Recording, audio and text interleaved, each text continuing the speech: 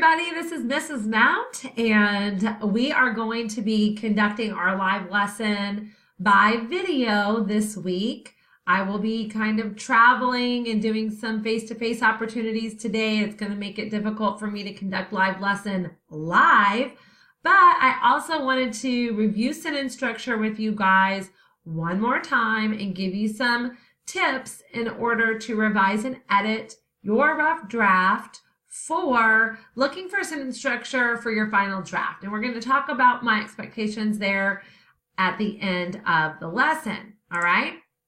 Okay. So I'm going to start off by asking you just a poll question. I'm just putting this out there for you guys to think about. All right, here you go. How much time when you're writing an essay are you really spending thinking about things like sentence structure? Now, be honest, okay? I mean, seriously, I'm not inside your brain right now, so you can be completely honest where you are. Is it A, I think about it frequently and I adjust sentence structures as I write? For example, you're reading and rereading and you're realizing, man, I've started every sentence with the same word. I really need to adjust that. Or is it more B, I don't really think about it until the end, and then I go back and adjust some sentences that start the same way, close together, or combine some choppy sentences together to form a compound sentence, that kind of thing. Or is it the last one? Sentence structure. What is the sentence structure you speak of, Mrs. Mount? A lot of us probably are thinking, if I have to be honest with you, Mrs. Mount, it's probably C, because I really don't think about that. All right. Well, we want to get to the next level in our writing, and that requires you to be able to show a variety of sentence structures. All right, well, let's review those 4 types of sentence structures. You've been learning these in your Connexus lessons this unit, and we've gone over them in live lesson as well. So, first one is simple sentence. It has one independent clause. Remember, independent means that it can stand alone. It's not needing anything else in order to make sense. All right, so my sentence is, I ran 4 miles on Saturday morning. Okay, that's actually a lie. I only ended up running 3.12. I just, in full disclosure, want to be honest with you. Okay. All right, the subject of this sentence is I. All right, I am the one doing the running. I don't know why it's moving my little drawings. That's bizarre.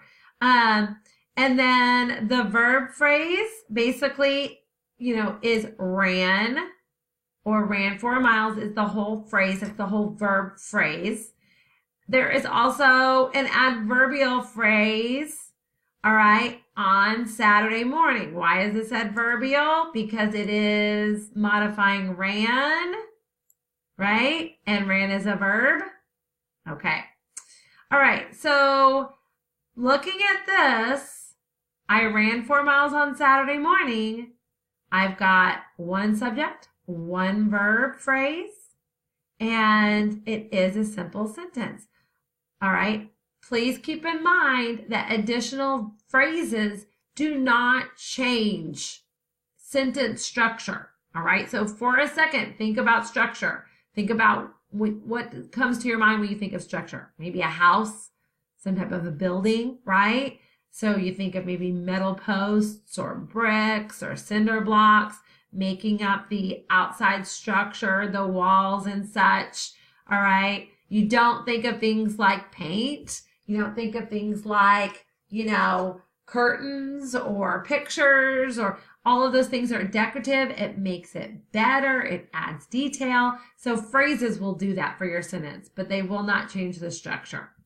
All right, so this is a question that I want you to answer, all right? Is the next sentence a simple sentence? All right, so we're looking, remember, in order to find structure, we're looking at the root part of the sentence, which is the subject and the verb. Remember that phrases do not impact structure, all right? So while running through the woods around my neighborhood, looking at that, do we have a subject and a verb? A cat, black as night, darted in front of my path, scaring me out of my wits. All right, take a moment to think about this before I give you the answer. Is this a simple sentence? It's not short, but is it a simple sentence? I'm going to give you the answer in 3, 2, 1. Yes, this is a simple sentence. Oh my word. Okay, let's find out what is the subject. All right, let's look. While running through the woods around my neighborhood. Okay, who's doing this? Cat, cat, cat. Okay, there's my subject. A cat, black as night, darted in front of my path. What is the cat doing? Well, or what did it do? Because it's past tense, it darted. All right. Are there any other subjects in this sentence? In front of my path, scaring me out of my wits. No, I don't see any other subjects. All right. I noticed that while running through the woods around my neighborhood, that is a phrase, adverbial phrase. A cat, black as night. What is that describing? It's describing the cat. That's an adjective phrase. Scaring me out of my wits. Again, this is a participial phrase. It's acting as an adjective. It ends in ing, and it is describing the cat. So all the rest of those words and groups of words are phrases that don't change the structure. So that is a simple sentence. All right, let's move on to the next type of sentence, compound sentence. You guys, if you have lived in Texas all your life, you learned how to write these in 3rd and 4th grade. All right, when you started getting into writing a little bit more and you weren't writing simple sentences for everything, your teachers were trying to teach you how to write a compound sentence so that you could join some shorter sentences together that have like ideas. So in a compound sentence, we're going to have 2 independent clauses, and they're going to have to be joined together by a comma and a coordinating conjunction. All right, you may see the words comma, splice on your essays every once in a while when you get revisions from me.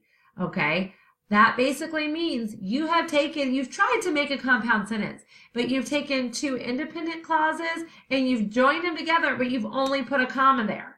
All right, comma is not strong enough.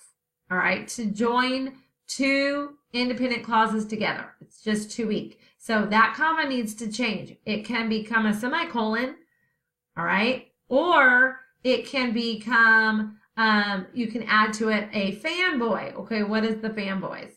Do you know what they are? Do you remember? We talked about them last week in live lesson. We've talked about them in the fall. Okay, the fanboys are for, and, nor, but, or, yet, so. There are only 7 coordinating conjunctions, so they should be easy to remember. And when you put a independent clause, a comma, a fanboy, and another independent clause together, you get a compound sentence. So if we look at our example here, I ran 4 miles on Saturday morning. I've got my comma, my fanboy, and then I've got another complete thought. I is the subject, completed strength training on Sunday. That is a complete and total lie. I did no strength training on Sunday, but I like this sentence. Okay, just full disclosure. All right, but I have 2 independent clauses and I'm joining them together with a comma and a fanboy, and so that is a compound sentence. All right? Go ahead right now. I want you to practice writing a compound sentence on your own. Pick a subject. I don't care what it is. Could be the boring Super Bowl that we all watched on Sunday night. It could be the way that you're spending your time in the evenings or the weekends. But practice writing a compound sentence. Make sure that if you took the comma and the fanboy out, you would have 2 complete thoughts on either side of that, and it could be 2 separate sentences. All right, go ahead and do that now. Here we go. Let's get a little bit complex with the complex sentence. Okay, you in a complex sentence are going to have two different types of clauses this time. All right, you're going to have an independent clause and you're going to have a dependent clause. That is also called a subordinating clause because it begins with a subordinating conjunction. And I'm going to give you guys a list of some common subordinating conjunctions. Let me get my screen back up here. Okay, and so don't worry about that. All right, so we're using our same basic independent clause for all of these so that we're just building on. All right, I ran 4 miles on Saturday morning. If you remember from the first type of sentence, the simple sentence, this is our same sentence. So we know that it's there. We know that it's independent already. Now we have after. Okay, that is a common subordinating conjunction. All right, some other common subordinating conjunctions will be because, since, until, before, if, so if, even though, unless, did I say until, although. Okay, you see these words and it may signal that you've got a dependent clause. Now, those words can also act a lot of times as prepositions. So you have to think to yourself, do I have a subject and a verb that follows that? All right, so I have after, but do I have a subject and a verb that follows it? Well, in this case, I do. I have I and ate. Okay, I ate what? What's my direct object?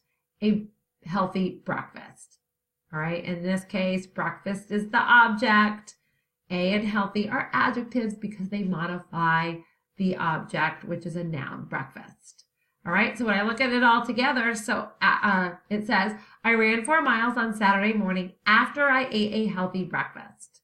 Okay, so you could switch the orders of those if you wanted to, and you could start with, after I ate a healthy breakfast, I ran 4 miles on Saturday morning. Or you could even really switch it up. After I ate a healthy breakfast on Saturday morning, I ran 4 miles. If you begin your complex sentence with the dependent clause, you need a comma after it. If you begin it with the independent clause, and that after or because or so if or even though or whatever comes in the middle of the sentence, there is no comma needed right there. And I've been editing essays all the last couple of weeks, and I've been taking out commas, putting red X's over them in those types of situations. So just remember that. All right. All right. So if we click on this link, we are going to pull up a list of common independent or subordinating conjunctions. And I'm going to show you guys that. It's going to be a little wonky for a second, so bear with me. The link in my presentation will take you to chompchomp.com. If you need help with grammar, that is an excellent, very student-friendly site, okay? And this is basically under /terms/subordinate conjunction. And it gives you a list of some common subordinate conjunctions, just like I talked about. So you can jot a few of these down. And as you are revising and editing your essay, you'll be able to maybe draw on some of these when you want to write your own complex or compound complex sentence. All right, remember that you are going to have a subject and a verb that will follow this. There are scenarios where you could just put a word or a phrase after one of these words and it would not be a clause, so you would not have a complex sentence. So if I said, I ran 4 miles and then I'll take after lunch, okay, I just have one word following the word after, lunch. That's not a clause, so I don't have a complex sentence. So remember that these need to come in front of a subject and a verb that would be independent if it were not for this word in front of it. So the last thing that we're going to do here before we look at revising and editing a paragraph is we are going to look at the compound complex sentence. All right, this is where our sentences are getting a little bit lengthier because we're putting at least 3 clauses together.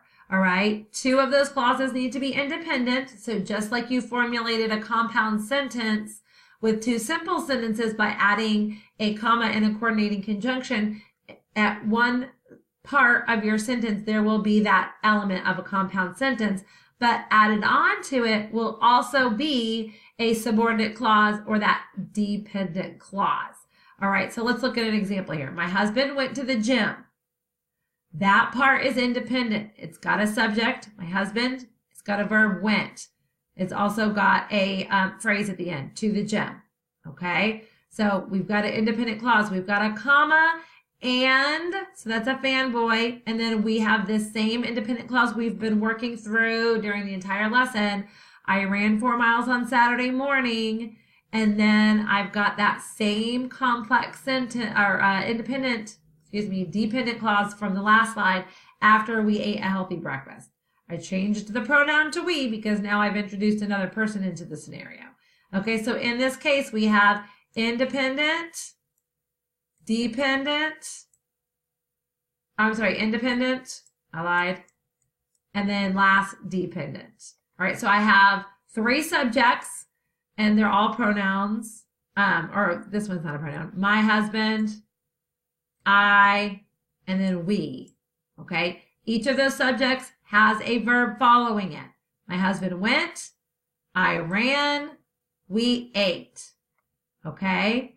And so just make sure that if you're not starting with the dependent clause, the only comma you will have will be in between the 2 independent clauses. Let me just give you some honest response here. You most likely will not already have written a compound complex sentence in your rough draft. That means you're going to have to revise and edit, change up and revise sentences, combine sentences, maybe add to sentences to create this, okay? So take your time and do this, all right? All right, we're going to go forward, and what we're going to do is I'm going to show you just kind of a little chart here to let you know what type of sentence you have. All right, if you have 1 independent clause, that's a simple sentence. If you have 2 plus independent clauses joined with a comma and a fanboy or a semicolon, you have a compound sentence. In order to have a complex sentence, you have to have 1 independent clause and 1 dependent clause. You know it will be dependent because it will begin with one of the common subordinating conjunctions, but it will then have a subject and a verb. And then last but not least, compound complex has to have 2 independent clauses, just like a compound sentence, and then also 1 dependent clause. All right, so let's go ahead and take a look at this sentence here, or this paragraph. We're going to fix it because it's boring, it's repetitive, it's filled with simple sentences that make it sound choppy. All right, it says, I think that taking risks is important. Taking risks changes your life for the better. You cannot grow without risks. Bill Gates took a risk. He dropped out of college to start Microsoft. Microsoft is a multi-billion-dollar business. We all have been impacted in some way by Bill Gates' risk. All right, in every single one of those sentences, it is simple and it begins with a noun phrase. All right, so it's very choppy, very boring. All right, I'm going to show you a revised and edited version of this, and I want you to kind of think about the way that you would revise and edit it. What 2 sentences can you pull together? Take that period out and then make a compound sentence. How can you revise one of those sentences to be a dependent clause that can be joined with another sentence to make a compound sentence? Be creative with it and create some rhythm, create some flow to your sentence. So let's take a look at this. All right, here is the revised paragraph. And I have each of these sentence types labeled. Notice that, I don't know what happened here. Purple is blue down here, but the purple sentences are simple. I still have 2 of them in there. That's fine. Okay, sentence variety is going to have some repetition, but you'll notice it's red, purple, green, purple, blue. Okay, it goes back and forth between different sentence structures. All right, the first part of it, I changed it to a complex sentence. Since taking risks changes your life for the better, I think that risk-taking is important. You cannot grow without risks. Short, simple sentence followed up after that complex sentence makes it punchy. And we've got a compound sentence. Bill Gates took a risk when he dropped out of college to start Microsoft, and Microsoft eventually became a multi-billion-dollar business. Just adding that comma in conjunction and joining two shorter, simple sentences. We have all been impacted in some way by Bill Gates. And then I end with, actually, we'll go back. That green part is a compound complex sentence because you have when he dropped. All right, let me help you not be confused there. Bill Gates took a risk, independent clause. When he dropped out of college to start Microsoft, dependent clause, comma, coordinating conjunction, and then lastly, an independent clause. Microsoft eventually became a multi-billion-dollar business. All right, and then the last sentence is our compound. Taking a risk like Bill Gates can be scary, comma, and fanboy, but your life might change drastically by taking them. All right, so if you look at the difference, if you rewind this video and you go back to the original, you can see how boring, how repetitive and choppy it was. And when I changed and created sentence variety, my paragraph flows better, it sounds more sophisticated, and it's got a good amount of sentence variety. All right, so that is our lesson for the day.